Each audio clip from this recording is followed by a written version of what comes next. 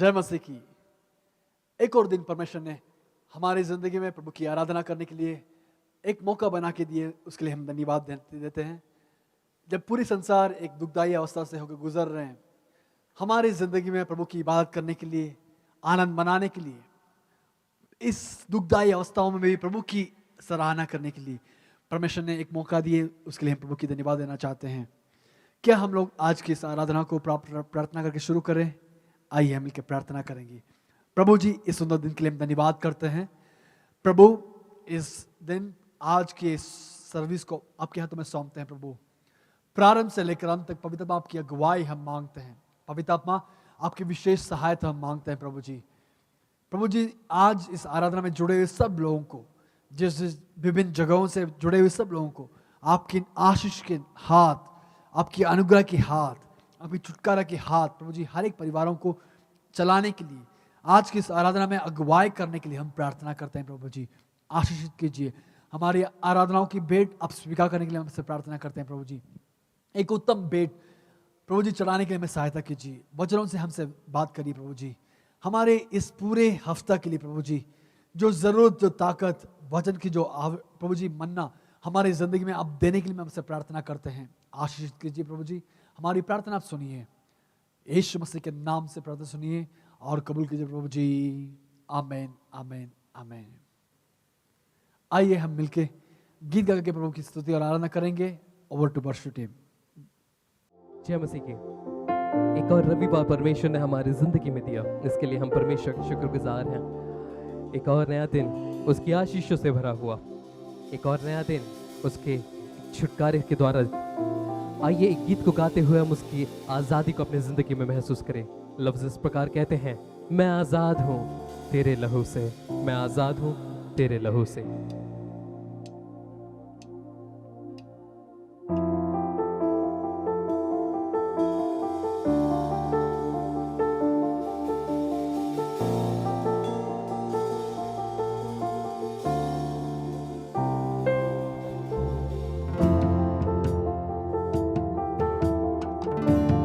को चलाते हुए उस अल्फाज को कहिए कि मैं आजाद हूं।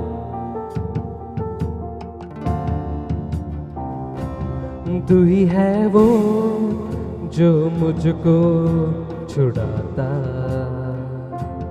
तू ही है वो जो मुझको संभालता।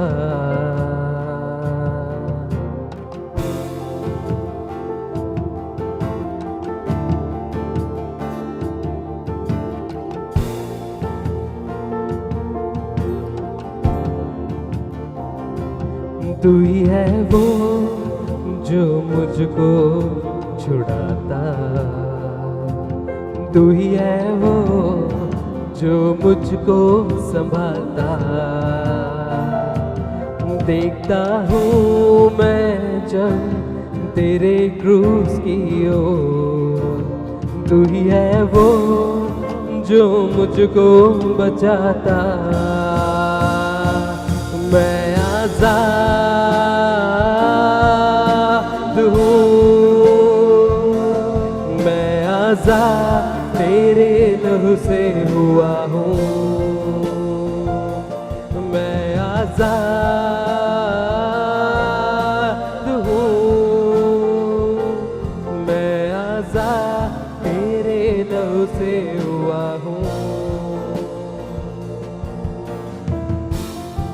वो परमेश्वर है जो हमें उठाता है, वो परमेश्वर है जो हमें चलाता है। हम उस क्रूस की ओर देखते हुए दौड़ते हैं, क्योंकि उसी में आश्रय है हमारा।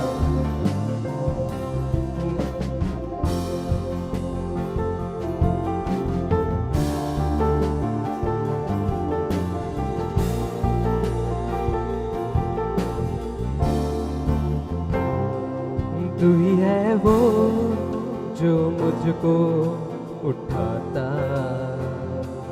तू ही है वो जो मुझको चलाता। तू ही है वो जो मुझको उठाता, तू ही है वो जो मुझको चलाता। देखता हूँ मैं जब तेरे क्रूस की ओर, तू ही है वो जो मुझको दौड़ाता। मैं आजाद हूँ, मैं आजाद तेरे लहू से हुआ हूँ। मैं आजाद हूँ, मैं आजाद तेरे लहू से।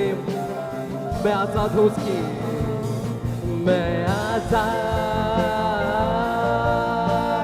हूँ, मैं आजाद तेरे लहू से हुआ। उसके छुटकारे को प्राप्त करते हुए मैं आजाद हूँ, मैं आजाद तेरे लहू से। टूटे सारे बंधन, टूटे सारे बंधन, आजाद मैं हुआ हूँ। मैं आजाद तेरे लहू से हुआ हूँ। टूटे सारे बंधन, आजाद मैं हुआ हूँ। मैं आजाद तेरे लहू से। टूटे टूटे सारे बंधन, आजाद मैं हुआ हूँ। मैं आजाद तेरे लहू से। यीशु, टूटे सारे बंधन, आजाद मैं हुआ हूँ। मैं आजाद तेरे लहू से। यीशु, टूटे सारे बंधन, आजाद मैं हुआ हूँ। मैं आजाद तेरे। यीशु, टूटे सारे बंधन, आजाद मैं हुआ हूँ। मैं आजाद तेरे लहू से हुआ हूँ। मैं आजाद हूँ, मैं आजाद तेरे लहू से हुआ हूँ। मैं आजाद हूँ, मैं आजाद तेरे लहू से। उस छुटकारे को अपने जिंदगी में लेते हुए मैं आजाद तेरे देखे। मैं आजाद उसके लहू में वो छुटकारे को वेदना बना गड़ोशते। मैं आजाद हूँ, मैं आजाद तेरे लहू से। यीशु, टूटे सारे बंधन, आजाद मैं हुआ हूँ। मैं आजाद तेरे लहू से हुआ हूँ। टूटे सारे बंधन, आजाद मैं हुआ हूँ। मैं आजाद तेरे। यीशु, टूटे सारे बंधन, आजाद मैं हुआ हूँ। मैं आजाद तेरे लहू से हुआ हूँ। टूटे टूटे सारे बंधन, आजाद मैं हुआ हूँ। मैं आजाद तेरे लहू से।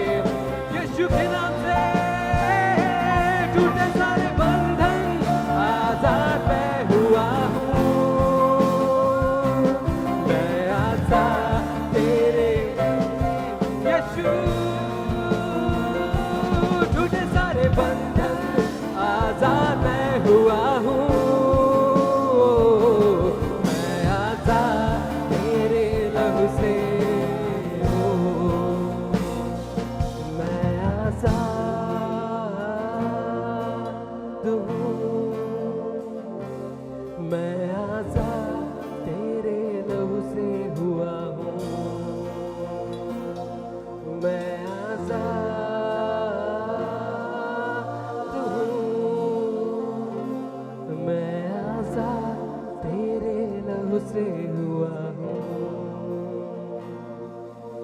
पिता परमेश्वर का वो प्रेमेमने का पवित्र लहू जो हमें आजाद करता है, वही भरा शब्द है।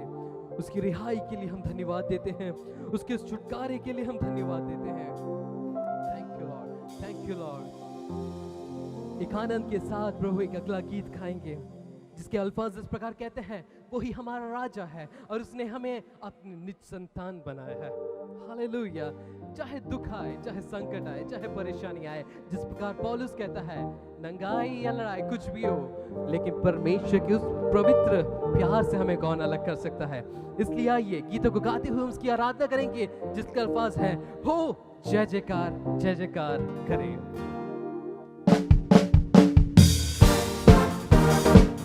तालियों से जहां कहीं भी आप बैठे हैं उसकी आराधना करेंगे। वो परमेश्वर है, वो राजा है।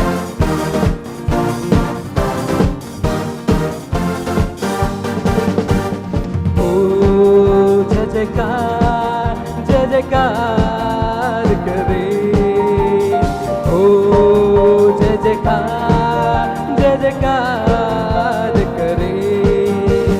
वो है हमारा राजा, दुख संकट से बचाता बचाता। वो है हमारा राजा, दुख संकट से बचाता बचाता। हम पर अपनी करुणा करता और करता उपकार। क्यों ना उस पर तन मन वारे दे अपना अधिकार। ओ जय जयकार करे, ओ जय जयकार करे। स्वर्ग है उसका सिंहासन, पृथ्वी उसका आसन है। आकाश उसकी महिमा को बताता है और हर कला को दर्शाता है।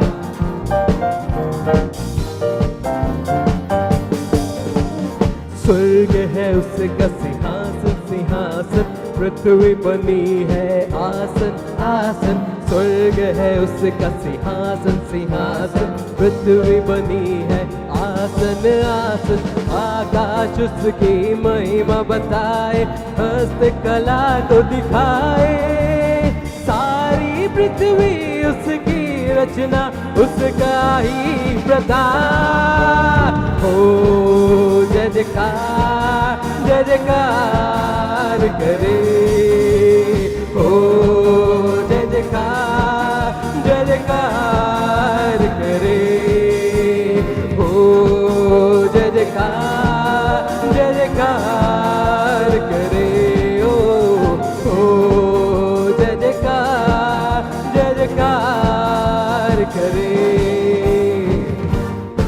हमारा भरोसा उस महान परमेश्वर पे है जो हमें जंगाई देता है, हमें गिरने नहीं देता है, हमें टूटने नहीं देता है। वो परमेश्वर उस पर जिसका भरोसा भरोसा, वो तो कभी न टिकेगा टिकेगा।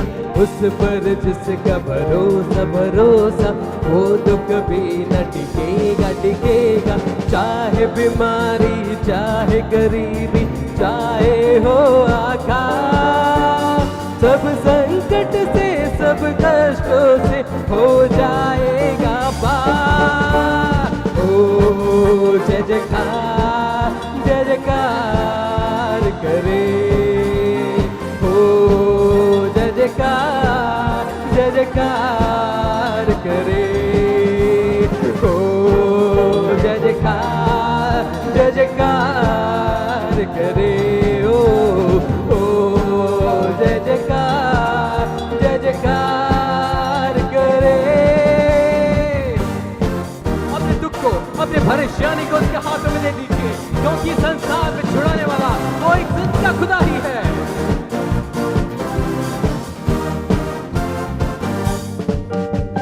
वो है हमारा राजा, राजा दुख संकट से बचाता बचाता।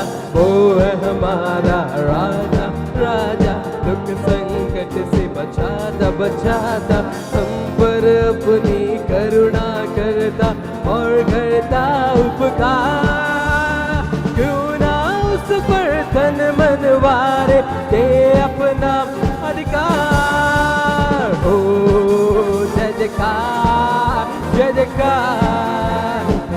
उसके गीत में करेंगे। हो जय जयकार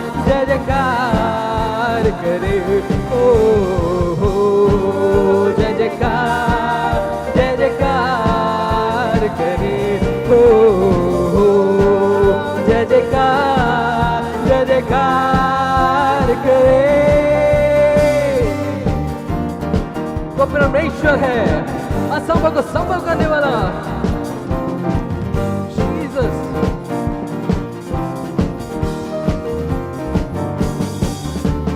उस पर जिसका भरोसा भरोसा, वो तो कभी न टिकेगा। उस पर जिसका भरोसा भरोसा, वो तो कभी न टिकेगा। चाहे बीमारी, चाहे गरीबी, चाहे हो आघात, सब संकट से, सब कष्टों से हो जाएगा पार। हो जय जयकार करे, हो जय जयकार। उत्साह से गाएंगे। हो जय जयकार करे, हो जय जयकार करे। उसकी महिमा करेंगे। वो राजा, वो महिमा देंगे योग्य बिना परमेश्वर। तालियों से आप उसकी आराधना कर सकते हैं, उसकी महिमा कर सकते हैं, उसकी महिमा गा सकते हैं। तालियों की कुतुब है।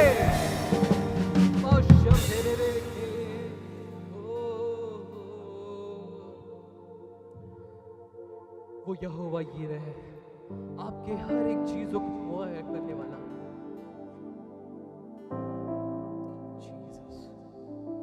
जीसस, आप आत्मा में आराधना करिए, अब उसकी प्रार्थना करिए। आपको चंगाई चाहिए तो वो देता है, आपको अगर कुछ जरूरी है, शांति देता है, वो देने वाला परमेश्वर है। उसके खजाने में वो सारी चीजें हैं जो आप चाहते हैं।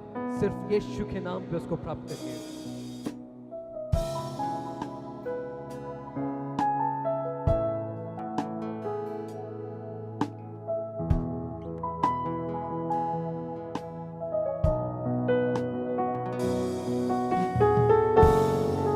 प्रार्थना करिए, उससे कहिए यहोवा यीरे मेरा परमेश्वर।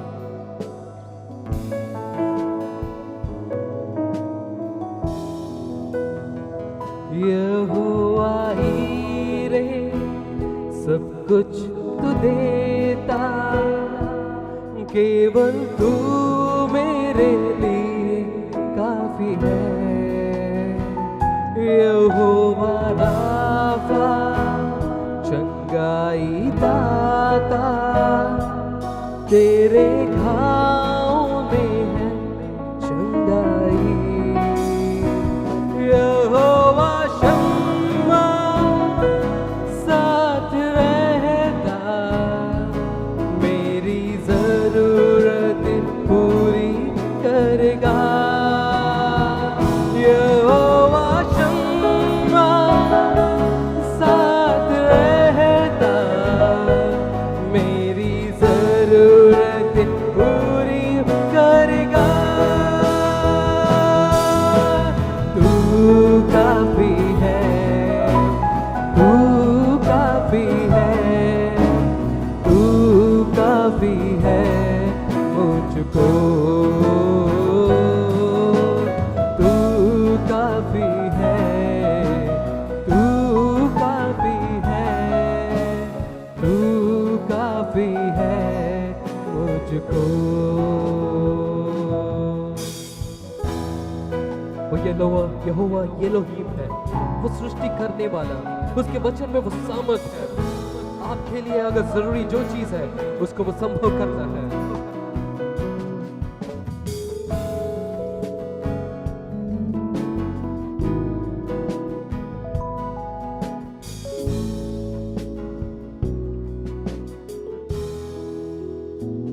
यहोवा एलोहीम सृष्टि का करता, तेरे वचन से सब संभव।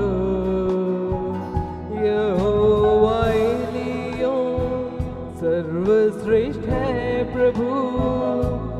तेरे जैसा कोई और नहीं। यहोवा शालोम, शांति दाता, तूने दी शांति मुझे। यहोवा शालोम, शांति दाता, तूने दी शांति मुझे। तू काफी है, तू काफी है, तू काफी है मुझको।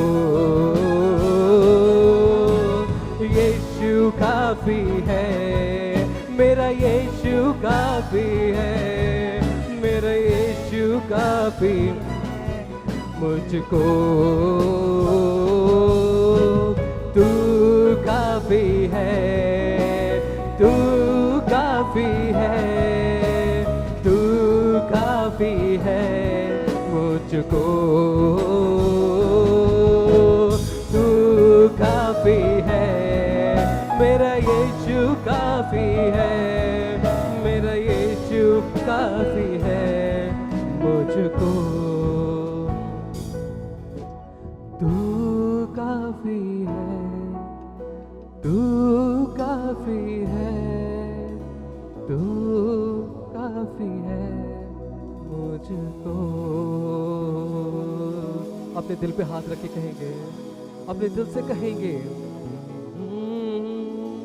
तू काफी है, तू काफी है, यीशु काफी है मुझको।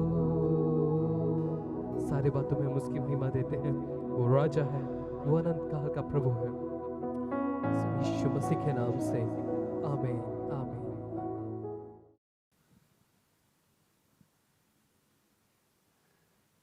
वाह, एक सुंदर आराधना परमेश्वर ने हमें दी। आज के इस मनन के लिए हम एक वचन की ओर जाएंगे। इसके आधार के लिए लूका रचित सुसमाचार 13वें अध्याय की 6ठा वचन से लेकर के 9वें वचन तक हम पढ़ेंगे। Luke chapter 13 verse 6 through 9। अगर आप आपके साथ बाइबल लिए हैं, मैं आपसे अनुरोध करना चाहता हूं, अगर आप नहीं लिए तो कृपया करके एक बाइबल लीजिए और आइए हम साथ में मिलकर पढ़ेंगे।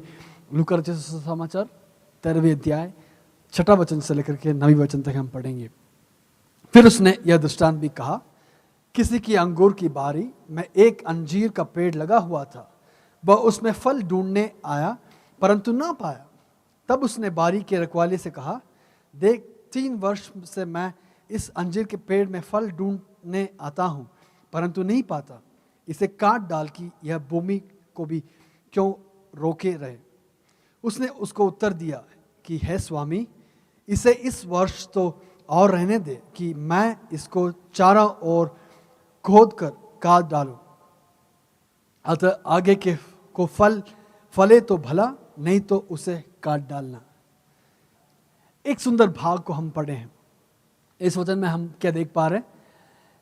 इस वचन में परमेश्वर यीशु मसीह एक दृष्टांत को अपने चेलों से बता रहे हैं कि एक व्यक्ति को एक जमीन था, उस जमीन में दाग की बारी था।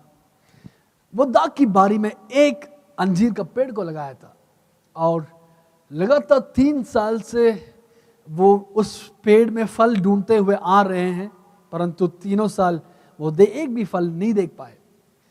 तब नाराज होते हुए इस खेती के मालिक कह रहे हैं कि इसको काट डाल दें, क्योंकि ये जमीन को खराब कर रहा है या भूमि को ऐसे रोके रखा हुआ है, तो आइए इसको हम काट डाल लें। परंतु उस जमीन में एक रखवाला करने वाला एक व्यक्ति था। उस व्यक्ति कह रहे हैं, स्वामी, इसे इस वर्ष तो और रहने दे कि मैं इसको चारों ओर खोद कर काट डालूं। अतः आगे को फले तो भला, नहीं तो उसे काट डालना, नहीं तो उसे काट डालना। एक और साल दीजिए, नहीं तो अगर फलेगा नहीं तो हम काट डालेंगे। एक और बार मेहनत करेंगे, एक और चांस, एक और अपॉर्चुनिटी, एक और एक मौका इस पेड़ को दे दीजिए। इसके लिए क्या जरूरत है? उस सारी जरूरतों को पूरा करने के लिए एक रखवाला है। उस रखवाला क्या करेगा?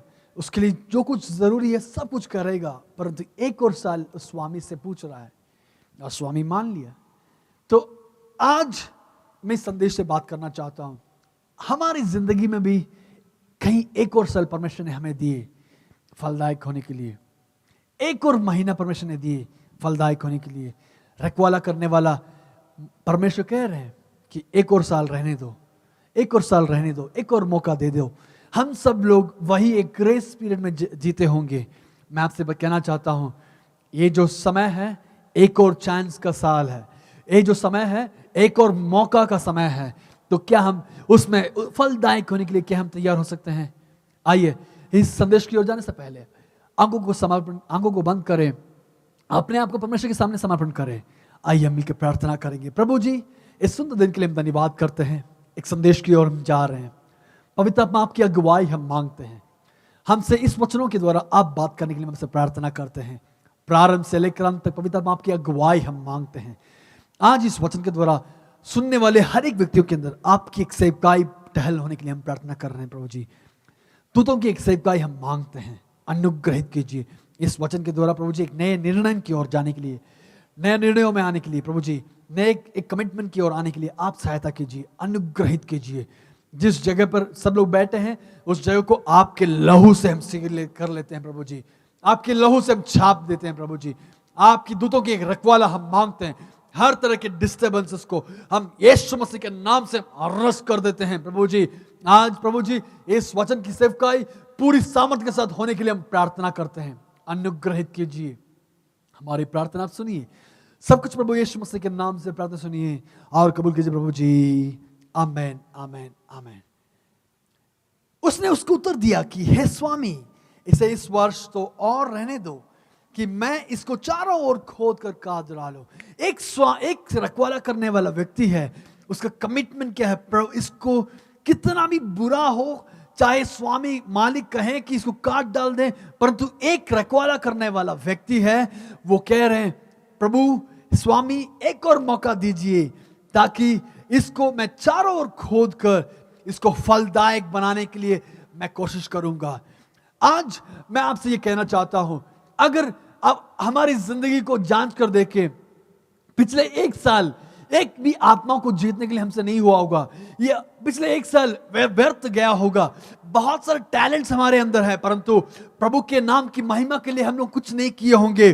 परंतु आज आपके लिए विनती करने वाला, एक रखवाला करने वाला व्यक्ति एक परमेश्वर है। वो परमेश्वर कह रहे हैं, हे पिता, हे स्वामी, मुझे 1 और मौका दे कि मैं इसको चारों ओर खोद कर खाद डालूंगा ताकि ये अगले 1 साल के अंदर फलदायक होने पाए। कितना बड़ा दिल वाला एक व्यक्ति है। इस फल नहीं देने वाला, व्यर्थ ठहरा हुआ इस पेड़ की तरफ एक प्यार, एक इच्छा, एक प्लान, योजना बनाए रखा हुआ एक रखवाला करने वाला एक व्यक्ति है। वो व्यक्ति कह रहे हैं 1 और मौका परमेश्वर से मांग रहे हैं। ये जो मौका है, हो सकता है आपके और मेरे जिंदगी में मन परिवर्तन करने की 1 और साल हो सकता है। ये जो साल है करुणा की साल हो सकता है। ये जो साल है हमारे जिंदगी में अनुग्रह का साल हो सकता है। एक ये साल है परमेश्वर आपके लिए 100 साल बढ़ा के दे रहे हैं कि आपके जिंदगी में कितना भी मुसीबत आए, क्या कारण है कि आप जब मर सकते थे, क्या कारण है कि आप पूरी तरह से नाश हो सकते थे, परंतु आज भी आप जीवित है। कारण क्या है? आपके लिए विनती करने वाला एक परमेश्वर है। वो परमेश्वर कह रहे हैं, हे स्वामी 1 और साल दे दे ताकि मैं इसको फलदायक बनाने के लिए मेरी मेहनत इसके अंदर डालूंगा। हाँ, ये जो है मुख्य तौर से इस भाग इजरायलियों के बारे में कहा गया है। अंजीर का वृक्ष जो है उनके इजरायलियों की राजनैतिक अवस्था को दिखाता है, परंतु दाख की बारी जो है इजरायलियों की आत्मिक अवस्था को दिखाता है। इधर हम देख पा रहे हैं कि दाख की बारी के अंदर लगाया गया एक पेड़ है, अंजीर का पेड़। उसका दूसरे मतलब में अगर हम हमारी ही भाषा में, हमारे ही मतलब में अगर हम समझेंगे तो क्या है? आत्मिकता से के अंदर लगाया गया हमारी भौतिक आवश्यकताएं, आत्मिक आवश्यकताओं के अंदर लगाया गया हमारी भौतिक विषयों को।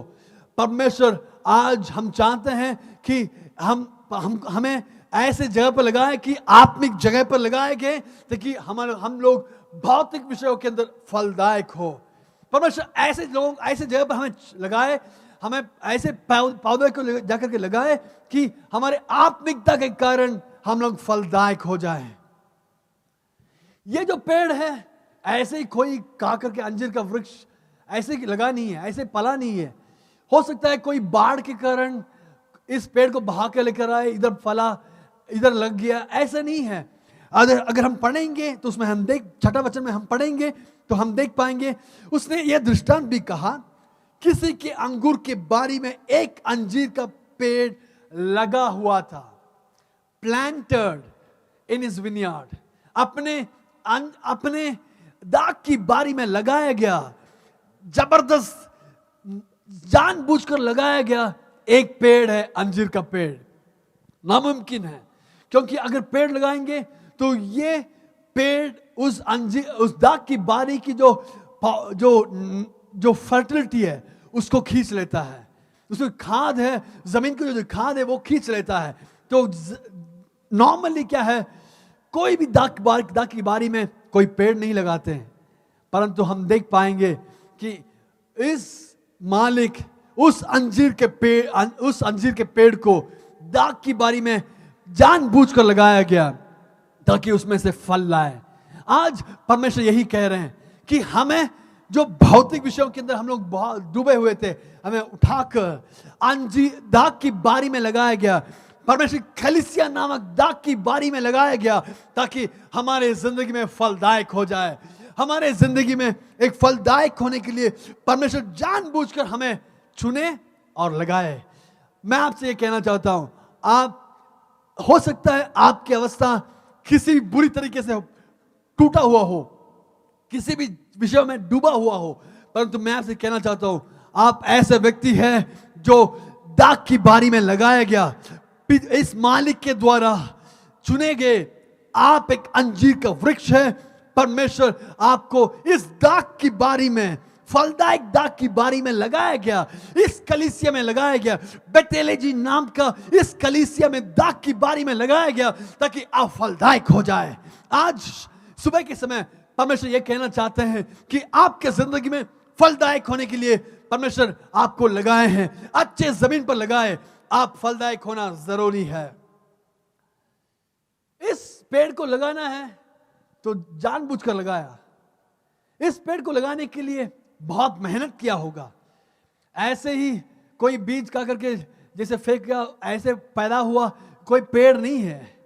ये अंजीर का वृक्ष जो है जानबूझकर उसको पौधा लगाया गया ताकि ये फलदायक हो। क्यों? परमेश्वर या उसके मालिक को उसमें से कुछ इच्छा है। उसके मालिक को उस पेड़ के बारे में एक योजना है। मैं आप सुबह के समय आपसे कहना चाहता हूं, हमारे परमेश्वर को आपके ऊपर एक बड़ी योजना है। आप एक बड़ी योजना के हकदार है। आप जहां पे लगाए गए उधर विश्वास योग्य ठहरिए। जहां पे लगाए गए उधर आप विश्वास योग्य ठहरेंगे। जो विश्वास योग्य ठहरेंगे वे फलदायक होने के लिए परमेश्वर आपको सामर्थ्य बनाएंगे। हालेलुया। इस दाग की बारी के अंदर लगाए गए इस पौधा, it was planted carefully and selectively, चुने गए और पूरे केयर के साथ उसको लगाए गए ताकि इस पौधा जब होगा तो इसको कोई जानवर खा ना जाए। अच्छी तरीके से केयर दिया गया और जब फल देने का समय आ चुका, जब मालिक आया, लगातार 3 साल इसके अंदर फल दिख नहीं पाया। उसको काट डालने की आज्ञा दी गई। हम देख पाएंगे ये ऐसे ही एक बड़ा हुआ एक पेड़ नहीं है, बाई चांस हुआ वाला चीज नहीं है। इसको प्लान किया हुआ एक विषय है। हमारे जिंदगी में भी ऐसे ही है।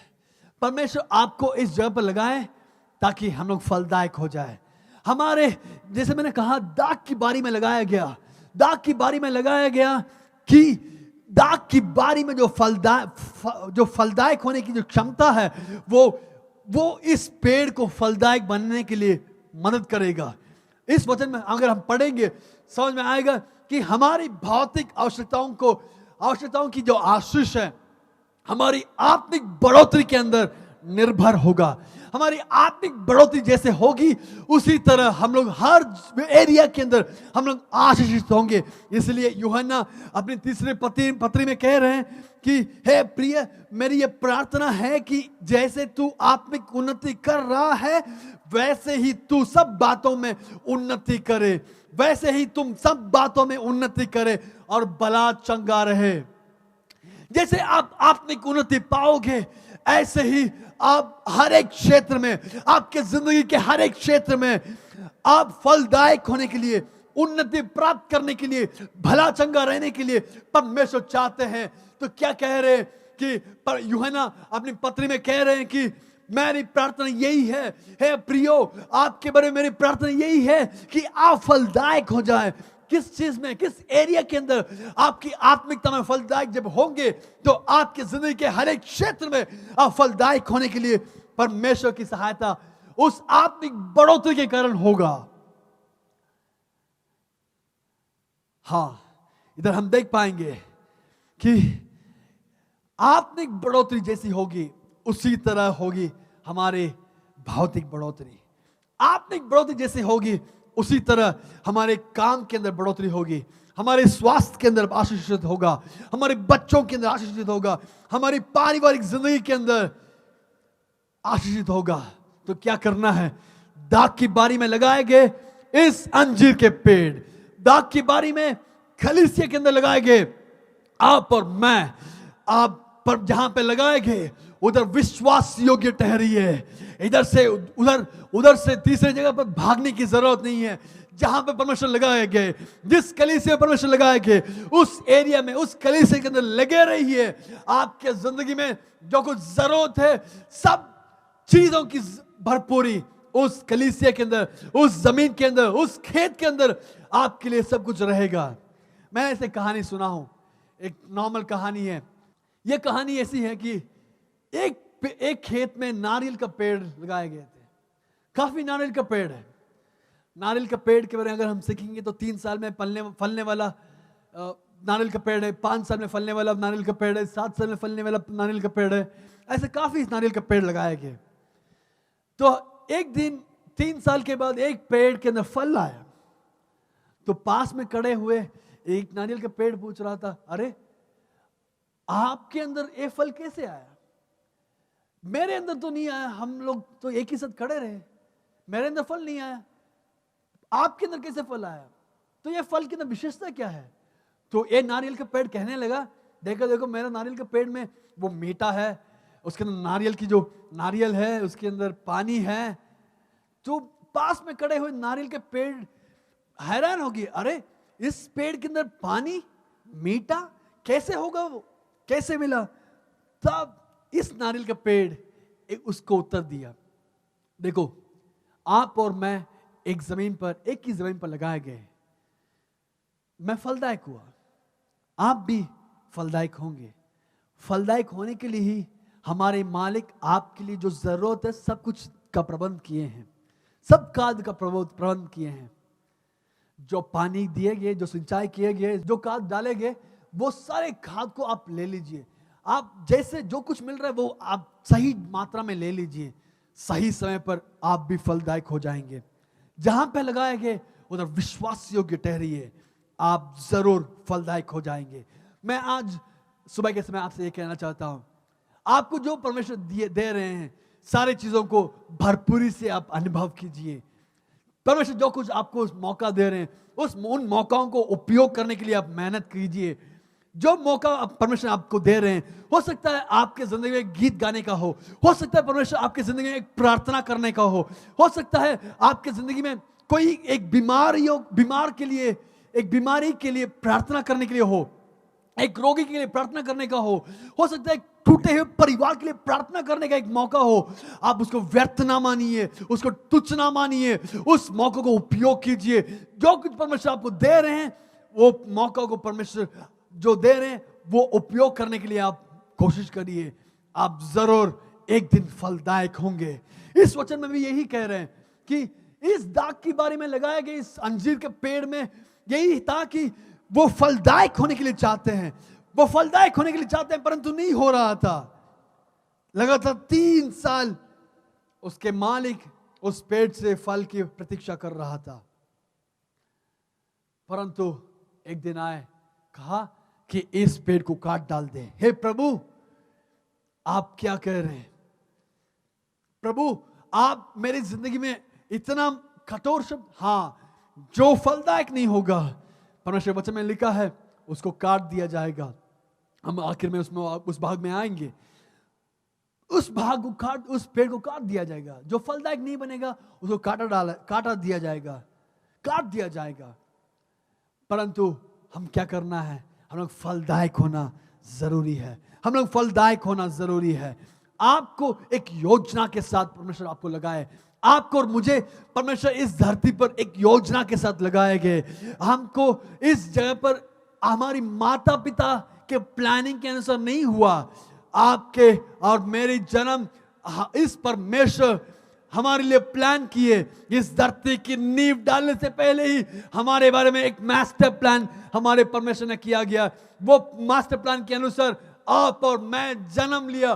तो आप जिस घर में जन्म लिए, आप जिस जगह पर है, वो परमेश्वर की प्लान है। आप खड़े रहिए, आप परमेश्वर के प्रति विश्वास रखकर विश्वासियों के ठहरिए। निश्चय ही एक दिन परमेश्वर आपको फलदायक बनाएंगे। हालेलुया। निश्चय ही परमेश्वर आपको फलदायक बनाएंगे। निश्चय ही आपको परमेश्वर एक फल देने के लिए क्षमता आपके अंदर दे देंगे। आप जिस जगह पर है वो परमेश्वर की योजना है।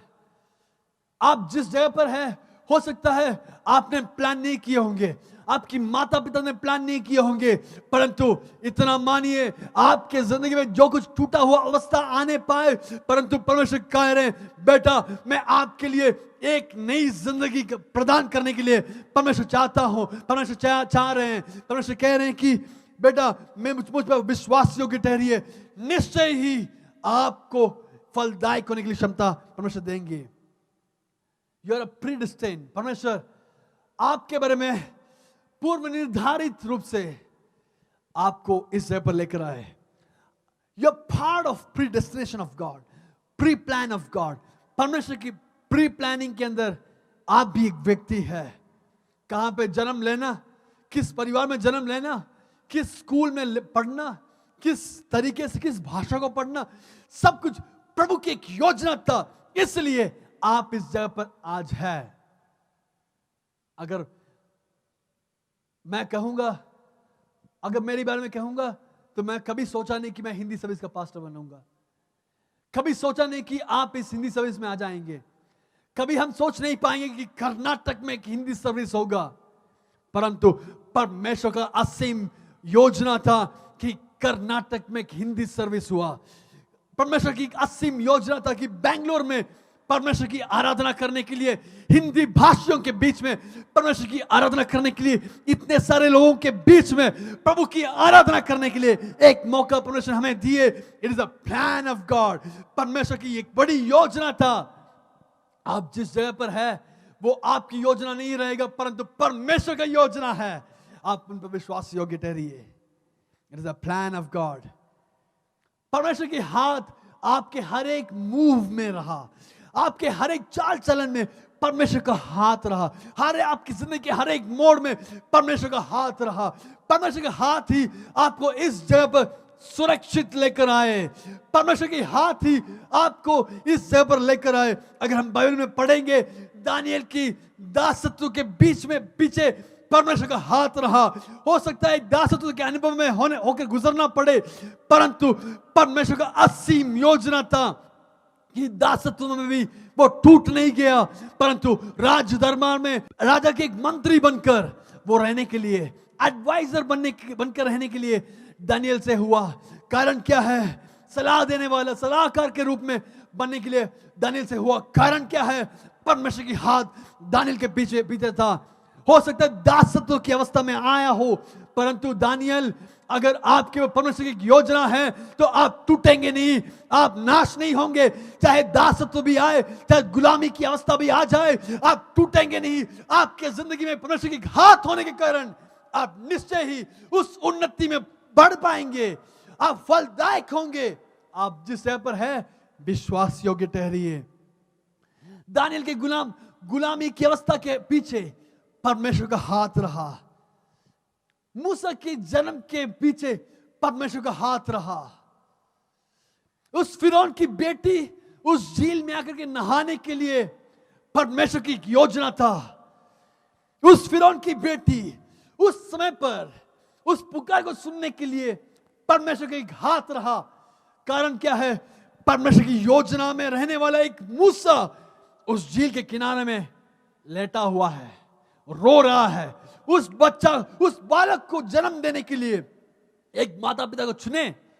उस मुसीबत से भरे हुए अवस्था में भी, थ्रेट रहने की अवस्था में भी, जान की खतरा रहने की अवस्था में भी मूसा के पीछे परमेश्वर की हाथ रहा। हाँ, आपके ऊपर एक योजना है।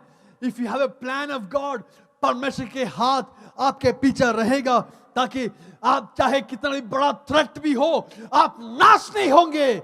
आप फलदायक और सफलतापूर्वक उस समस्याओं से बाहर आप निकल जाएंगे। एस्तेर की अनाथ की अवस्था में भी परमेश्वर की योजना था। एस्तेर की एक अनाथ की अवस्था में भी परमेश्वर की योजना था। हो सकता है उसके बचपन में ही उसके माता पिता को खो चुकी होगी, परंतु बेटी हार मत मानना, क्योंकि परमेश्वर की हाथ आपके पीछे संभालने के लिए है। जैसे माता अपने बच्चे को संभालती है, उसी तरह आपको संभालने के लिए एक परमेश्वर की हाथ आपके पीछे रहेगा। इसहाक की अंधापन के पीछे भी परमेश्वर की योजना रहा, क्योंकि उस अंधापन में भी परमेश्वर से चुने हुए एक याकूब था जो अपने स्थान पर आना है तो इसहाक अंधा होना जरूरी है। यदि याकूब अपने स्थान में आना है तो इसहाक अंधा होना जरूरी है। भले ही इसहाक परमेश्वर की योजना में रहने वाले एक व्यक्ति भी हो, परंतु कुछ अवस्थाओं में परमेश्वर की योजना के अनुसार अंधा होना भी जरूरी है। मैं पता नहीं मैं किससे बात कर रहा हूं। आपके लिए चलाने वाला, असीम सामर्थ रहने वाला, शाश्वत भुज रहने वाला, शाश्वत हाथ रहने वाला परमेश्वर की हाथ आपके पीछे काम करेगा। वो परमेश्वर की हाथ आपको संभालने के लिए आपके पीछे हमेशा रहेगा। हाँ, जैसे दानियल की गुलामी की अवस्था में भी, एस्तेर की अनाथ की अवस्था में भी, थ्रेट रहने वाले मूसा की जिंदगी में भी, इसहाक की अंधापन के पीछे परमेश्वर का जैसे एक असीम हाथ रहा, उसी तरह आज भी आपके चारों ओर खुदाई करने के लिए परमेश्वर का एक हाथ है। हो सकता है पिछले काफी साल बीत चुके होंगे, आप फलदायक नहीं हुए होंगे, परंतु आज सुबह के समय मैं आपसे कहना चाहता हूं, आपके जिंदगी में फलदायक करने के लिए, आपकी परमेश्वर की योजना के अनुसार आपको फलदायक बनाने के लिए, आपकी चारों ओर खुदाई करने के लिए परमेश्वर की असीम हाथ है। इस हाथ आपको फलदायक बनाएंगे। Hallelujah, hallelujah. आप कितने भी टूटे हुए अवस्था में हो, परमेश्वर कह रहे हैं बेटा डरिए मत, बेटी डरिए मत। आपको आगे बढ़ाने के लिए उनकी असीम हाथ आपके साथ रहेंगे। इस अंजीर के वृक्ष की विशेषता क्या है? उसको ध्यानपूर्वक सुरक्षता के साथ उसको लगाया गया। अंजीर के वृक्ष दाग की बारी में लगाया गया, फल की प्रतीक्षा के कारण। दूसरा, इस अंजीर के वृक्ष को एक स्टेटस है, एक स्थान है। वो स्थान क्या है? दूसरे काफी पेड़ों को ना मिलने वाली एक मौका आप दाग की बारी में इस अंजीर के वृक्ष को मिला। दाग की बारी में अंजीर के वृक्ष को मिला। कारण क्या है? परमेश्वर की योजना था, परमेश्वर की असीम योजना था।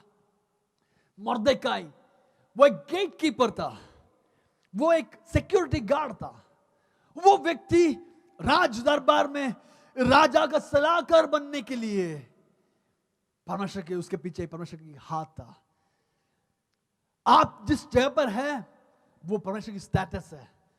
आपकी जो स्टेटस है वो परमेश्वर की योजना के दायरे में रहने वाला है।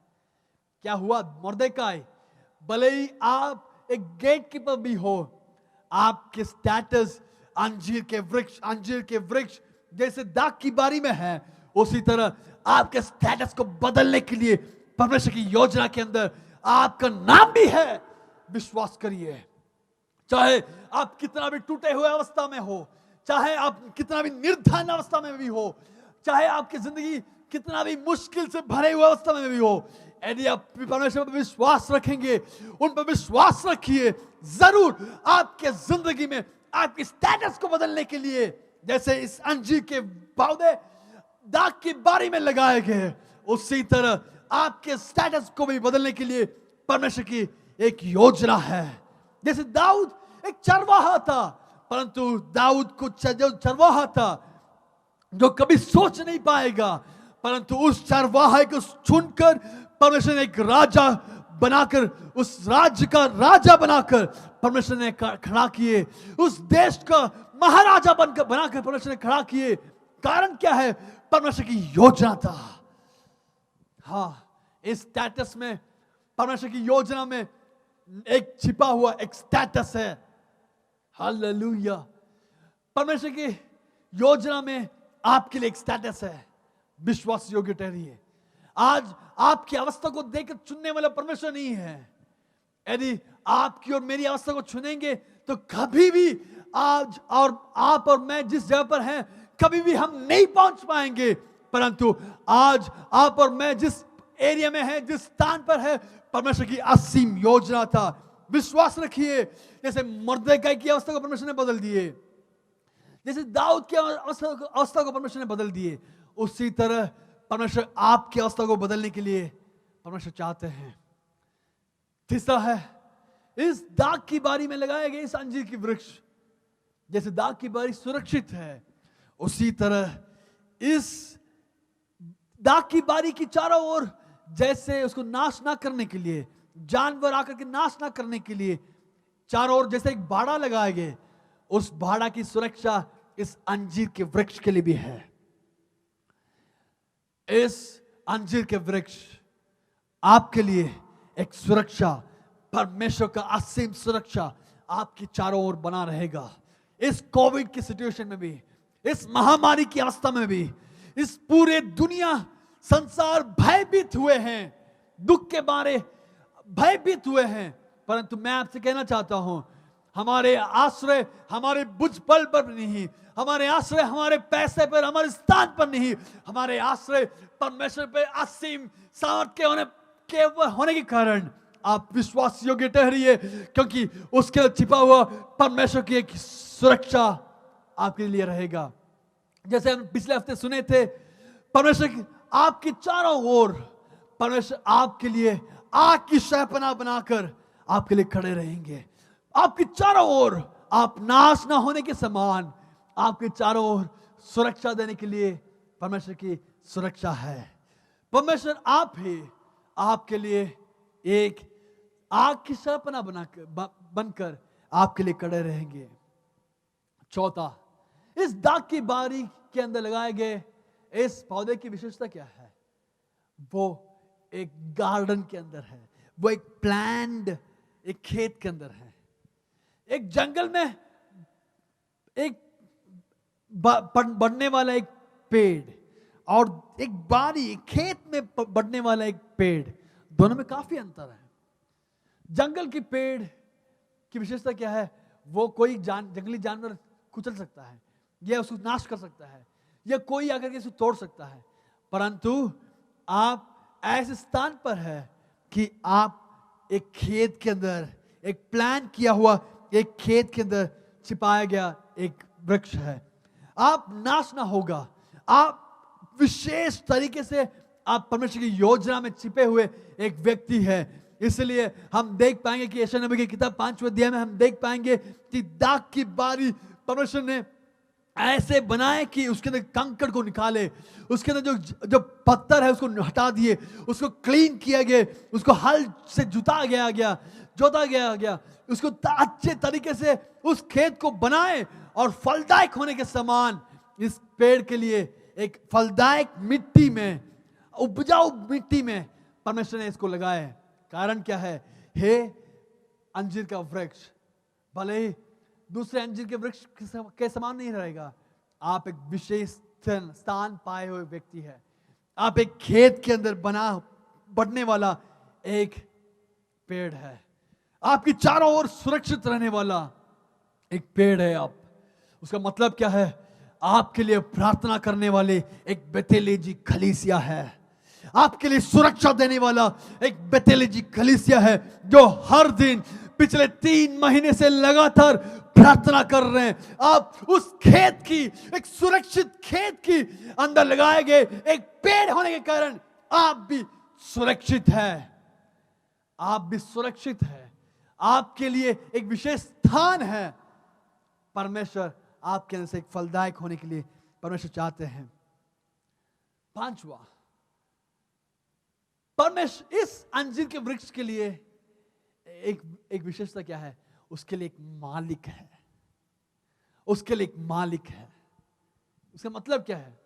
जंगली पेड़ के लिए एक मालिक नहीं है, जंगल में बढ़ने वाले पेड़ों के लिए एक मालिक नहीं है, परंतु आपको और मुझे बढ़ने के लिए एक मालिक की सहायता हमेशा हमारे पीछे रहेगा, हमेशा हमारे साथ चलाने के लिए परमेश्वर की उस सामर्थ्य हाथ रहेगा। उस भुजाओं के नीचे अगर हम उस संयम बना के नम्र होकर रहेंगे, ठीक समय पर आपको उठाने के लिए इस हाथों से होगा। क्या हम देख पा रहे हैं? इस अंजीर के वृक्ष के लिए एक ऑनर है। वो एक मालिक क्या करेगा? उसको जो कुछ जरूरत है, सारे जरूरतों को पूरा करने के लिए इस अंजीर के वृक्ष को होगा। एक गार्डन के अंदर लगाया हुआ वृक्ष है। उस गार्डन की विशेषता क्या है? उस गार्डन के अंदर जैसे इस पेड़ को, इस दाग की बारी को बनाना है, तो उससे पहले इस दाग की बारी को बनाए गए, हल से जोता गया, अच्छी उपजाऊ भूमि बनने के लिए इसके अंदर से कंकड़ को निकाले गए, कंकड़ पत्थरों को निकाले गए, जंगली घासों को निकाल दिए गए, फलदायक भूमि होने के लिए उसको जो कुछ जरूरी था सब कुछ बनाए। इतना तक कि हल से जोता गया या उस मिट्टी को लूज किया गया, ताकि इस दाग की जो लता है, उसकी जो पेड़ है वो बहुत नम्र होती है, इसलिए जो जड़ अच्छी तरीके से भूमि के अंदर जाने के लिए उस भूमि को लूज किया गया।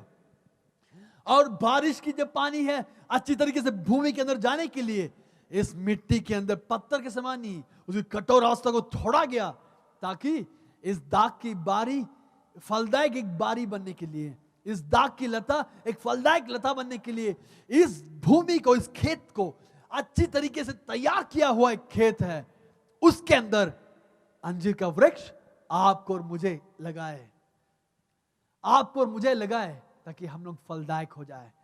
इस असीम एक गार्डन के अंदर असीम एक स्थान परमेश्वर ने हमें दिए, ताकि हम लोग अच्छी तरीके से फलदायक हो जाए।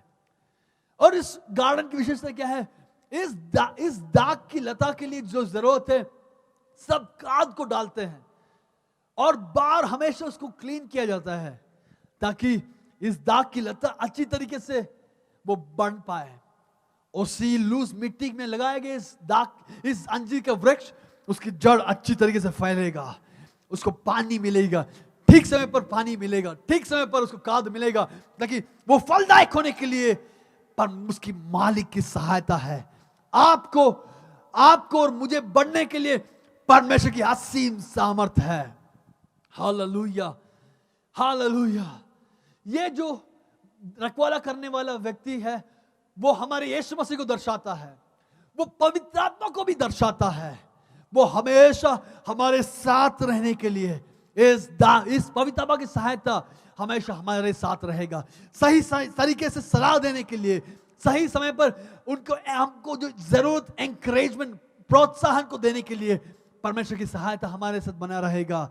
इस यीशु मसीह कह रहे हैं, प्रभु इस अंजीर के वृक्ष इतने साल फलदायक नहीं रहा, परंतु एक और मौका दीजिए, एक और साल दीजिए आपके लिए। मुझे यही यीशु मसीह आपके लिए आज भी, मेरे लिए आज भी पिता की दाहिने ओर बैठकर वो विनती कर रहे हैं और प्रार्थना कर रहे हैं, स्वामी मेरे बेटे की गलतियों को माफ कर, मेरी बेटी की गलतियों को माफ कर, वो भूल चूक हो गया है उसको माफ कर। प्रभु एक और मौका दीजिए, एक और मौका दीजिए, ताकि मैं इसको अच्छी तरीके से खुदाई कर, चारों ओर खुदाई करके अच्छे खाद डालें। कितने बार हमारी जिंदगी में ऐसे स्थान आए कि हम लोग नाश हो सकते थे। कितने बार हमारी जिंदगी में ऐसे अवस्था आए कि हम लोग पूरी तरह से नाश हो सकता था। पिछले जो बीमारी आया था, उस बीमारी के कारण हम लोग नाश हो सकते थे। जो हार्ट अटैक हुआ, हाँ, जो हार्ट अटैक हुआ, वो कारण से आपके परिवार के अंदर मृत्यु आ सकता था। हो सकता है वो कैंसर के कारण आपके परिवार के अंदर मृत्यु आ सकता था। हो सकता है डॉक्टर ने कहे होंगे कि बेटा ले चल, ये अभी बचेगा नहीं। उस बुरी अवस्थाओं से, उस मृत्यु की कगार से परमेश्वर ने आपको उठाए। आपकी क्षमता नहीं है, डॉक्टर्स की क्षमता नहीं है। आपके लिए विनती करने वाला एक मालिक है।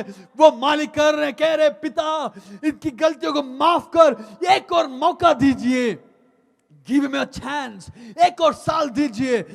ये जो साल है अनुग्रह का साल है, ये जो साल है करुणा की साल है। हे पिता एक और साल दीजिए ताकि ये फलदायक हो जाए, एक और साल दीजिए ताकि ये फलदायक हो जाए। हे पिता, हे स्वामी, इसको एक और चांस दीजिए। आपके लिए प्रार्थना करने के लिए एक यीशु मसीह है जो आपको हमेशा सहायता करने के लिए यीशु मसीह है, प्रार्थना करने के लिए यीशु मसीह है। पिता की दाहिने ओर बैठकर वो विनती कर रहे हैं, सदैव विनती कर रहे हैं, पिता उनकी गलतियों को माफ कर, एक और मौका दीजिए। आपको और मेरे जिंदगी में कितने बड़े बड़े चमत्कार हुए हैं। जब डॉक्टर्स ने कहे बचेगा नहीं, परंतु एक मिरेकल हीलिंग के कारण, परमेश्वर के द्वारा हुआ एक चंगाई के कारण आप और मैं आज भी जीवित है। कारण क्या है? हमारे लिए विनती करने वाला एक परमेश्वर है। वो परमेश्वर कह रहे हैं, हे पिता एक और मौका दीजिए, एक और मौका दीजिए। हे पिता एक और मौका दीजिए ताकि पिता इनके जिंदगी में और फलदायक होने के लिए मैं इनके लिए मेहनत करूंगा।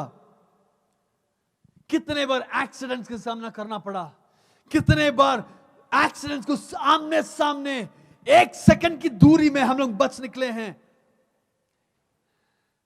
इंग्लिश में ऐसा एक प्रभाव है कि स्किन ऑफ द टीथ, एक फ्रेज है, एक बाल की अंतर में हम लोग बच निकले हैं। क्या कारण है? हमारे लिए विनती करने वाला परमेश्वर की एक हाथ। कितने बार हम सोचे होंगे मैं अपना बंद कर दूंगा, मेरी जिंदगी को मैं अंत कर दूंगा, मुझे जीना नहीं है। परंतु हाँ, कोई है जो फांसी लगा के, कोई है जो सुसाइड अटेम्प्ट भी किए हैं, परंतु आपको बचा के निकाले हैं। कारण क्या है? वो जो खाट आपके लिए काट डालने के लिए रखा हुआ जो कुलाड़ी है, वो कुलाड़ी आप प्रबल ना होने पाए। जैसे हम लोग पिछले हफ्ते देखे थे कि आपको परमेश्वर ने तांबे की एक पीतल का शहपना बना के, दृढ़ शहपना बना के रखे, ताकि आपके पे विरोध में कोई भी शत्रुओं की प्रहार भी हो जाए, वो प्रबल नहीं होगा। आपको ऐसे दृढ़ शहपना बना के रखे हैं। इन दिनों में परमेश्वर आपको ऐसे दृढ़ शहपना बनाए ताकि आप फलदायक हो जाए, आप फलदायक हो जाए। कितने एक्सीडेंट्स हुआ, कितने बीमारियां आए, कितने बार हम सोचे हुए कि बस प्रभु मुझे जीना नहीं है। जैसे एलिया ने प्रार्थना किया, प्रभु मेरे जीवन, मेरे जान को ले ले, मेरी आत्मा को ले ले। कितने बार आप लोग प्रार्थना किए होंगे।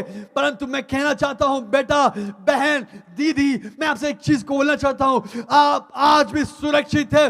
वो आपकी क्षमता नहीं है, उनकी असीम कृपा है जो सदैव रहने वाला करुणा के कारण आप और मैं आज भी सुरक्षित है।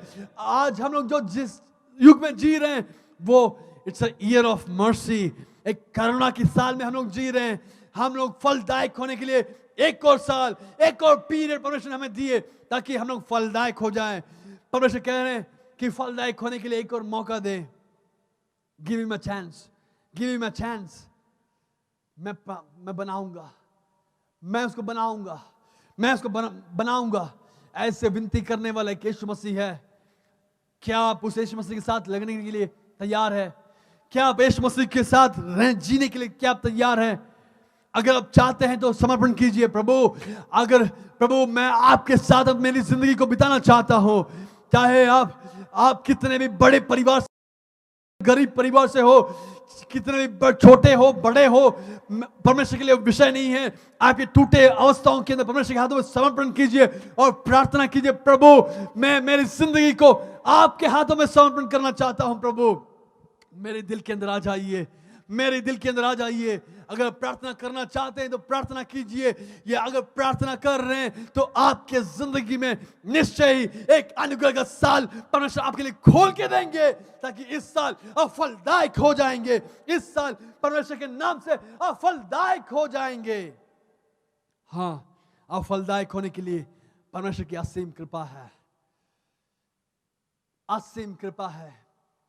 परमेश्वर वचन में लिखा है, तूने तो मेरे प्राण को मृत्यु से, मेरी आंखों को आंसू बहाने से और मेरे पांव को ठोकर खाने से बचाया है। हे स्वामी, तूने तो मेरे प्राण को मृत्यु से, मेरी आंख को आंसू बहाने से और मेरे पांव को ठोकर खाने से बचाया है। वचन संहिता 116 8 पे वचन है। हमारी प्रार्थना वही है, प्रभु आपने मुझे बचा के रखे ताकि मुझे एक और साल देने के लिए एक्स वो कुल्हाड़ी आपके ऊपर लगने का आदेश आ चुका है। इसलिए हम पढ़े थे कि उस दाग की बारी की मालिक जब आया, जब फल नहीं देगा, तुरंत उसने कहा इसे काट डाल कि यह भूमि को भी क्यों रोके रहे। इसे काट डाल कि यह भूमि को भी रोके रहे। इसे काट डाल कि यह भूमि को भी रोके रहे। इसे काट डालने के लिए आदेश तो आ चुका है, परंतु आज भी आप जीवित हैं, आज भी मैं जीवित हूं, तो मेरी क्षमता नहीं है, प्रभु की असीम करुणा है। कारण क्या है? आपके लिए विनती करने वाला, मेरे लिए विनती करने वाले एक यीशु मसीह है। वो हमारे प्रभु यीशु मसीह है। वो प्रभु यीशु मसीह कह रहे हैं, मैंने तो आपके लिए मेरी आखिरी बूंद लहू तक बहा के दिया हूं ताकि आप सुरक्षित रहें। परमेश्वर कह रहे हैं, आपको सहायता करने के लिए परमेश्वर आपके साथ रहेंगे, आपको मदद करने के लिए परमेश्वर आपके साथ रहेंगे। ऐसा कि नबी की किताब 22वें अध्याय के 14वें वचन में हम पढ़ पाएंगे कि अतः जिन दिनों में तेरा न्याय करूंगा, क्या उनमें तेरा हृदय दृढ़ और तेरे हाथ स्थिर रह सकेंगे? मुझ यहोवा ने यह कहा है और ऐसे ही करूंगा। उस वचन में हम पढ़ पाएंगे कि अतः जिन दिनों में तेरा न्याय करूंगा, क्या उनमें तेरा हृदय दृढ़ और तेरे हाथ स्थिर रह सकेगा? परमेश्वर के कहना है कि एक दिन न्याय होने वाला है। वो न्याय की विशेषता क्या है? जैसे ओलंपिक्स में एक इनाम देने के लिए जैसे जजेस बैठे रहेंगे, उसी तरह इनाम देने का एक दिन आएगा, प्रतिफल देने का एक दिन आएगा। क्या उस दिन आपको फल दिखाने के लिए, क्या आपके हाथों में फल है? क्या आपके हाथ दृढ़ रहेगा? क्या आपके हाथ स्थिर रहेगा? क्या आपका हृदय दृढ़ रहेगा? एक दिन न्याय होगा, एक दिन इनाम देने के लिए न्याय होगा। क्या उस दिन आपके हाथ स्थिर रहेगा? अगर आप कह रहे हैं, भैया मैं आज तक यीशु मसीह को जानकर आज तक कुछ फलदायक नहीं हुआ, मैं कुछ नहीं कर पाया, लॉकडाउन के 3 महीने गुजर चुका हूं, मैं कुछ नहीं कर पाया, प्रभु के लिए कुछ नहीं कर पाया, मैं बहुत कुछ किया हूं परंतु प्रभु के लिए कुछ नहीं कर पाया, परंतु प्रभु क्या मुझे एक और मौका दे सकते हैं? यदि आप प्रार्थना कर रहे हैं तो आपके लिए कहना चाहता हूं कि एक दिन न्याय होने वाला है। उस दिन आपके हाथ स्थिर रहना है। उस दिन यदि आपकी हृदय दृढ़ रहना है तो निश्चय ही फलदायक होना जरूरी है, निश्चय ही फलदायक होना जरूरी है। इसलिए मत्ती सुसमाचार 25वें अध्याय के 19वें वचन में हम देख पाएंगे, बहुत दिनों के बाद उन दासों के स्वामी आकर उनसे लेखा लेने आया। बहुत दिनों के बाद उन दासों के स्वामी आकर उनसे लेखा लेने लगा। हां, एक दिन वो आने वाला है, एक दिन उस स्वामी आने वाला है, एक दिन उस स्वामी आएंगे। क्या उस दिन आपको लेखा जोखा देने के लिए, लेखा देने के लिए, अकाउंट्स देने के लिए, क्या आपके हाथों में फलों की गिनती है? हाँ, क्या आपके हाथों में फलों की गिनती है? क्या किए, क्या किए? आप बोल सकते हैं कि भैया लॉकडाउन चल रहा था, बाहर नहीं जा पा रहा था, परंतु मैं बोल सकता हूं एक व्यक्ति को एक वीडियो कॉल करके आप किसी को प्रार्थना कर सकते थे।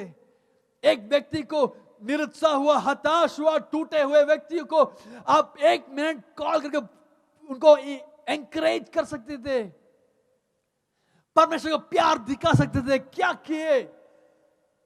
चेक करिए, अपने आप को परीक्षा कीजिए। इस पिछले 3 महीने या पिछले बीते हुए सालों के अंदर हम कितने आत्माओं को जीते, कितने टूटे हुए, हताश हुए, निराश हुए, टूटे हुए लोगों को एक अच्छे मार्ग दिखाने के लिए आप कारण बना। क्या किए? एक दिन आएगा, वो न्याय करेगा। क्या उस दिन आपकी हाथ स्थिर रहेगा? क्या उस दिन आपकी हृदय वो दृढ़ रहेगा? प्रभु ये लीजिए मेरी इनाम, मेरी प्रतिफल, ये लीजिए प्रभु मेरे फल, आपके लिए मैंने फलदायक बना, ये लीजिए प्रभु। क्या आपको और मुझे उस न्याय के दिन फलों की एक अकाउंट्स देने के लिए क्या आपके हृदय के अंदर एक लेखा है? क्या शून्य रहेगा या शून्य रहेगा या शून्य रहेगा? क्या आप प्रार्थना करने के लिए तैयार है? क्या अपने आप को समर्पण करने के लिए तैयार है? एक दिन आएगा, उस दिन परमेश्वर कह रहे हैं कि वो दिन मैं उसको नाश करूंगा, वो दिन मैं उसको नाश करूंगा। जो कोई फलदायक नहीं बना, वो सारे वृक्षों को काट डालने के लिए, उस सारे वृक्षों को काट डालने के लिए परमेश्वर उसको नाश करने के लिए परमेश्वर चाहते हैं। उस सारे वृक्षों को काट डालने के लिए परमेश्वर चाहते हैं। तो क्या हम प्रार्थना कर रहे हैं? यदि हम प्रार्थना कर रहे हैं तो हम प्रार्थना कीजिए। वचन में हम पढ़ पाएंगे कि उस पेड़ के जड़ के पास कुल्हाड़ी रखा गया है, उस पेड़ के जड़ के पास कुल्हाड़ी रखा गया है। जो कोई फलदायक नहीं होगा, मत्ती रचित सुसमाचार 3 अध्याय के 10वें वचन में हम पढ़ पाएंगे कि उस वृक्ष जो फलदायक नहीं होगा उसको काट डालने के लिए कुल्हाड़ी उसके जड़ों के पास ही रखा गया है। यदि फलदायक नहीं हुआ, उसको काटने के लिए कुल्हाड़ी ढूंढ के जाने की जरूरत नहीं है, उसको कुल्हाड़ी जाने के लिए जरूरत नहीं है, कुल्हाड़ी ढूंढ कर जाने के लिए जरूरत नहीं है। फलदायक होने के लिए एक मौका है, कुल्हाड़ी रखा गया है। क्या हम लोग तैयार है? यदि फलदायक नहीं होंगे तो काटा जाएगा, फलदायक नहीं होगा तो काट दिया जाएगा और आग के अंदर डाला जाएगा। क्या हम लोग तैयार है? क्या हम लोग तैयार है? प्रार्थना कीजिए। ये जो समय है प्रार्थना करने का समय है, ये जो समय है प्रार्थना करने का समय है, ये जो समय है आपके लिए विनती करने वाला एक परमेश्वर है। वो परमेश्वर कह रहे हैं, बेटा आप यदि आप विश्वास योग्य ठहरेंगे, निश्चय ही प्रभु आपके जिंदगी में चमत्कार करने के लिए योग्य परमेश्वर है। आपके जिंदगी में चमत्कार करने के लिए योग्य परमेश्वर है। आपके लिए सहायता करने के लिए परमेश्वर है। विश्वास योग्य ठहरिए। इस वचन में हम देख पाएंगे कि जैसे ही कुल्हाड़ी रखा गया, परमेश्वर कह रहे हैं उस जड़ के पास कुल्हाड़ी रखा गया, नाश ना होने पाए। एक और मौका दिए उस समय पर आप दृढ़ होने के लिए, उस समय पर दृढ़ होने के लिए परमेश्वर के हाथों में समर्पण करना जरूरी है। आप विश्वास योग्य ठहरिए। तूने तो मेरे प्राण को मृत्यु से, मेरी आंख को आंसू से बहाने से और मेरे पांव को ठोकर खाने से बचाया है। परमेश्वर कह रहे हैं ऐसे मुसीबतों से बचा के रखा, क्योंकि आपके लिए विनती करने वाला एक परमेश्वर है। आपके लिए इन दिनों में मदद करने के लिए पवित्र आत्मा की सहायता है। विश्वास योग्य ठहरिए, विश्वास योग्य ठहरिए। इन दिनों में आपके लिए मदद करने के लिए पवित्र आत्मा की सहायता है। आपको मदद करने के लिए पवित्र आत्मा की सहायता है। विश्वास योग्य ठहरिए। आप सभी बेहतरीन व्यक्ति लोग जो बड़े बड़े काम कर सकते हैं, जब टूट गए हैं आप आज भी सुरक्षित है। कारण क्या है? आपके लिए बचाने वाला एक परमेश्वर है, आपको मदद करने वाला एक परमेश्वर है। क्या हम लोग फलदायक होने के लिए तैयार है? हाँ, मैं आपके लिए प्रार्थना करना चाहता हूं। जैसे हम लोग वचन से देखे थे, उस वचन में हम देखे कि आपके लिए परमेश्वर ने चुनकर लगाए गए, एक दाग की बारी में लगाए गए, एक उत्तम स्थान परमेश्वर ने दिए। जैसे मर्दकाई को उस सिक्योरिटी की अवस्था से उच्च स्थान में लेकर आए, उसी तरह आपको अच्छे स्थान दिए, आपकी सुरक्षा दिए, आपको एक गार्डन के अंदर लगाए गए। आपको एक मालिक है जो आपके लिए रखवाला करने के लिए सामर्थ्य है।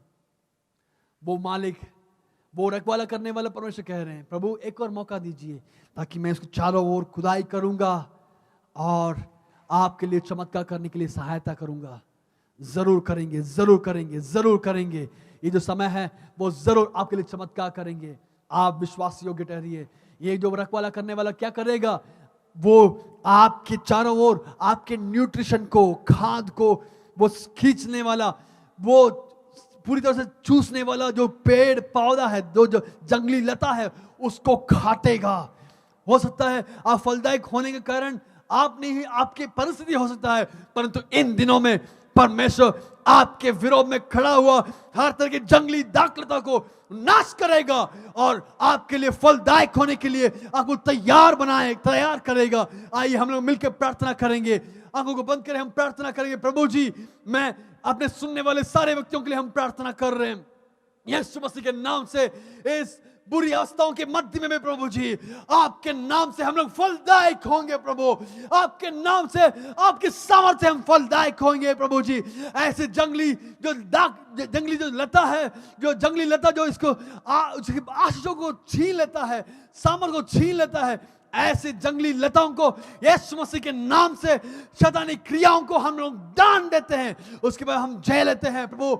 इन दिनों में हम लोग फलदायक होंगे, इन दिनों में हम लोग फलदायक होंगे, इन दिनों में हम लोग फलदायक होंगे प्रभु जी। आपके लगाए हुए पौधे हैं तो हम लोग निश्चय ही फलदायक होंगे प्रभु जी। हम लोग प्रार्थना कर रहे हैं, हमें तैयार कीजिए ताकि आपके लिए और फलदायक होने पाए, ताकि उस न्याय के दिन हमारे हाथ स्थिर और हमारे हृदय दृढ़ रहने पाए। लेको जो को पूछने के लिए जब आप आएंगे, लेकर देने के लिए प्रभु जी, आप हमारे पास कुछ होने पाए प्रभु जी, सहायता कीजिए। आपकी मदद हम चाहते हैं, अनुग्रहित कीजिए। ऐसे लोगों के लिए हम प्रार्थना कर रहे हैं जो टूटे हुए हैं, यीशु मसीह के नाम से उनकी निराशाओं की जो सामर्थ्य वो टूटने पाए, आपकी आजादी होने पाए, यीशु मसीह के नाम से आपकी छुटकारा होने पाए, आशीषित होने पाए प्रभु जी। आपकी अनुग्रह की हाथ हम मांगते हैं, अनुग्रहित कीजिए, आपकी सहायता मांगते हैं प्रभु जी। हमारी प्रार्थना आप सुनिए, सब कुछ प्रभु यीशु मसीह के नाम से प्रार्थना सुनिए और कबूल कीजिए प्रभु जी। आमीन, आमीन, आमीन। इन वचनों के साथ प्रभु आपको आशीषित करें। आइए हम मिलके बेंच चढ़ाने के समय है, बेंच चढ़ाने के लिए जाएंगे। God bless you. एक सुंदर वचन के बाद ये समय है परमेश्वर के राज्य में कुछ बोने के लिए। आइए उत्साह के साथ जो है, पूर्ण उदारता के साथ हम परमेश्वर के राज्य में कुछ बोए। गीतों को गाएंगे और कहेंगे, यीशु जैसा कोई नहीं, मेरे यीशु जैसा कोई नहीं।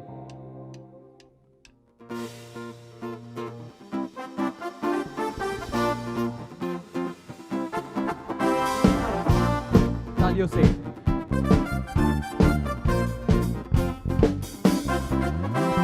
हे प्रभु, देवताओं में तेरे समान है कौन? स्वर्ग में हो या धरती पर तेरे समान है कौन? हे प्रभु, देवताओं में तेरे समान है कौन? स्वर्ग में हो या धरती पर तेरे समान है कौन? यीशु जैसा कोई नहीं, मेरे यीशु जैसा कोई नहीं। हालेलुया, यीशु जैसा कोई नहीं, मेरे यीशु जैसा कोई नहीं। स्वर्ग में हो या धरती पर तेरे समान है कौन? स्वर्ग में हो या धरती पर तेरे समान है कौन? वो पाप का दाग मिटाने अपना पावन लहू बहाया। वो परमेश्वर, वो पिता, वो प्रभु यीशु जैसा कोई नहीं।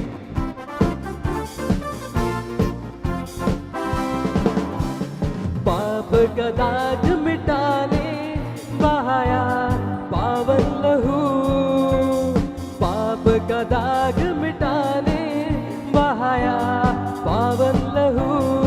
तेरे जैसा है न कोई जो बलिदान हुआ, तेरे जैसा है न कोई जो बलिदान हुआ। यीशु जैसा कोई नहीं, मेरे यीशु जैसा कोई नहीं। हालेलुया, यीशु जैसा कोई नहीं, मेरे यीशु जैसा कोई नहीं। हो स्वर्ग में हो या धरती पर, तेरे समान है कौन। स्वर्ग में हो या धरती पर, तेरे समान है कौन। वो मृत्यु का बंधन खोलने आया, वो पाताल के फाटक को जीतने वाला परमेश्वर है। उसके जैसा और कोई नहीं है, उसकी विशेषता अपरंपार है। मृत्यु का बंधन खोला, पाताल के फाटक को जीता। मृत्यु का बंधन खोला, पाताल के फाटक को जीता। तेरे जैसा है न कोई, मृत्युंजय जो हुआ, तेरे जैसा है न कोई, मृत्युंजय जो हुआ। यीशु जैसा कोई नहीं, मेरे यीशु जैसा कोई नहीं। हालेलुया, यीशु जैसा कोई नहीं, मेरे यीशु जैसा कोई नहीं। ओ स्वर्ग में हो या धरती पर, तेरे समान है कौन। स्वर्ग में हो या धरती पर, तेरे समान है। हे प्रभु, हे प्रभु, देवताओं में तेरे समान है कौन। स्वर्ग में हो या धरती पर, तेरे समान है कौन। हे प्रभु, देवताओं में तेरे समान है कौन। स्वर्ग में हो या धरती पर, तेरे समान है कौन। यीशु जैसा कोई नहीं, मेरे यीशु जैसा कोई नहीं। हालेलुया, यीशु जैसा कोई नहीं, मेरे यीशु जैसा कोई। ओ यीशु जैसा कोई नहीं, मेरे यीशु जैसा कोई नहीं। हालेलुया, यीशु जैसा कोई नहीं, मेरे यीशु जैसा कोई नहीं। स्वर्ग में हो या धरती पर, तेरे समान है कौन। स्वर्ग में हो या धरती पर, तेरे समान है कौन। स्वर्ग में हो या धरती पर, तेरे समान है कौन। स्वर्ग में हो या धरती पर, तेरे समान है कौन। तेरे समान है कौन। प्रभु तेरी महिमा, तेरी महिमा, तेरी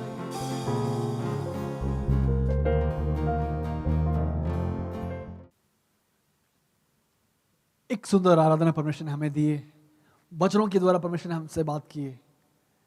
इस दिन प्रभु की आराधना करने के लिए परमेश्वर ने एक मौका दिए। इस हफ्तों की सूचनाओं के लिए, जैसे कि हम जानते हैं कि पिछले 3 महीने से परमेश्वर हमें हिंदी कलीसिया की एक 3 महीने की एक फैमिली प्रेयर चलाने के लिए परमेश्वर ने हमें सहायता की है। अगर आप ऐसे व्यक्ति हैं जो आज तक नहीं जुड़ पाए, अगर आप जुड़ना चाहते हैं तो मैं आपसे अनुरोध करना चाहता हूं कि कृपया करके नीचे दिए गए इस नंबर पर आप अपना नाम और जिस जगह से आप मैसेज कर रहे हैं, अगर आपका नाम और आपकी जगह के नाम अगर आप टाइप करके भेज सकते हैं तो आपको भी इस मीटिंग में जोड़ने के लिए हम आप चाहते हैं।